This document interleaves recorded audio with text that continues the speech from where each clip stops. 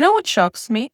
It shocks me how many people in Germany get laid off and make zero use of the unfair dismissal protection we have here. And I think we started handling layoffs in Germany as if we were in the US, especially in tech, because in tech all over Europe, we act like we're the US and we have to be like the US.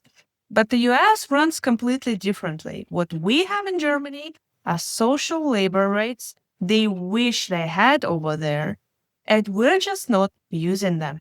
And I help internationals navigate layoffs in Germany and get the dignified exits people actually deserve and don't get from their companies. And across most of these conversations, I see three structural reasons international employees in German tech don't push back on an unfair dismissal. So, in a way, we're enabling companies to keep doing the layoffs the US way, like season of hiring, season of firing, season of hiring, season of firing again, when we could actually use the laws that are there to protect us. So, the three reasons why internationals in the German tech don't make use of the protection that they have here. Number one, the visa. When you're on a blue card or you're waiting for your permanent residency, it just feels way easier to move on, even though the market is brutal right now. And I want to be a little shady here. It's like you're here to work, not to fight for your rights or claim the unemployment benefits of the equal protection you've actually paid into. But shade aside, people assume that legal action takes months while your visa clocks runs in weeks. And they're not wrong. Once your notice ends, you've got 3 months on a blue card or 6 when you've been here for over 2 years to find a new job. And you have to report the unemployment to the Ausländerbehörde. And if you're halfway through permanent residency or worse, naturalization, you really don't want to sit there jobless. I get it. People panic, sign whatever, storm off, grind until they land any job that keeps them in the country. So people fold. But here's the actual timeline. Like you have 3 weeks to file a claim after you get the termination, assuming you didn't sign any agreement. Please never do that. And then during the first hearing, it usually happens in the first 3 weeks. And this is where the large majority of cases settle, often with a way higher severance that they're trying to pay you off with. If it goes further, you stay employed and protected the whole time. I'm not saying what people do is wrong. I moved the fuck on too, because I moved on too.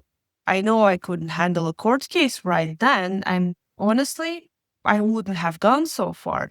And you don't have to. The stress on a visa is immense, I get it. Still, pushing back gets you severance leverage. Still, pushing back gets you severance leverage, keeps you legal, and keeps your end date open, and it buys you runway. And it's not that scary, trust me. Reason number 2, the sign or we fire you anyway framing. This one's toxic, and most tech layoffs here get handled as a termination agreement in Aufhebungsvertrag, when you sign away your rights and they present it as an inevitable outcome, just nicer. And people believe it because they're stressed. I get it. It's scary. And there's this HR German lady seated across the table telling you this is the best way. They will literally write it in there that if you don't accept it, they'll eliminate the position anyway. Sure. Here's the thing. Signing that agreement can actually land you a 12-week block on your unemployment benefits. And if you instead refuse and force them into a verbal termination, a Kündigung, then they need valid grounds. They have to keep the notice periods. And they have to consult the Works Council if there is one. And a proper redundancy termination means no block on your benefits. There's still most likely a severance on the table. And you keep all the legal leverage. So bullshit, if you ask me, what they're pulling there. And reason number 3, the fear of high cost and no legal insurance. That's my favorite one. This happens constantly. Legal insurance that covers labor law. You have to get it well in advance for it to kick in exactly when you need it. And it's not cheap either. And I have to break it to you. The idea that without it, your rights vanish is a myth. They don't. You still have rights, even if you don't have the legal insurance. Lawyer fees, they feel way scarier than they are. Those were the structural reasons. If this was useful, subscribe. I'm doing a follow-up on the emotional reasons next.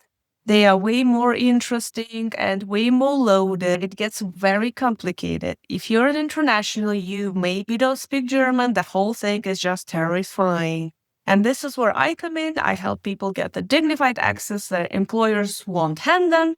I'll drop my links below, including my layoff in Germany survival guide and calculator, and you can reach out and see how I can help. Good luck, guys, and don't feel intimidated and don't sign shit without talking to somebody who is not your HR. Good luck.